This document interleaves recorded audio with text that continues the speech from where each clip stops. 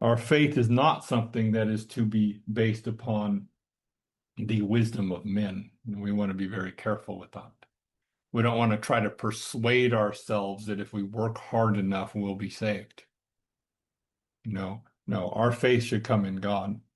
Now, of course, Paul talks about this over in 1 Corinthians, where he comes in 1 Corinthians chapter 2, and really we can kind of back up a little bit into verse 1. It says, I, brethren, when I came to you, did not come with excellence of speech or of wisdom declaring to you the testimony of God. For I determined not to know anything among you except Jesus Christ and him crucified.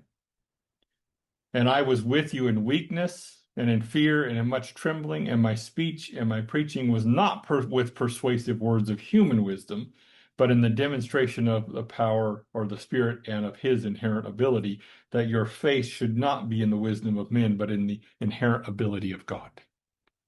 Goes back to that. Now, remember, in the context here, when you understand what was going on with Paul here, he just came off of Mars Hill. Now, remember, Mars Hill is the hill that is dedicated to the god. Oh, she just jumped out of my head. Artemis, there it is. Yep, Artemis. It was there a second ago. Before I started that sentence, it was there. So it belonged to Artemis, and your philosophers come in and they talk about all these things related to the knowledge that they have and stuff. And Paul went there, and he is a very skilled speaker.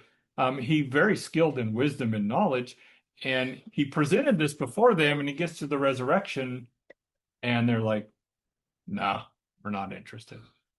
So he was very defeated when he came here, and he's like, it's not about using man's wisdom. I don't want to use persuasive words to try to encourage people to believe the gospel. I want to actually present the gospel because the gospel has the inherent ability to actually cause a person to believe.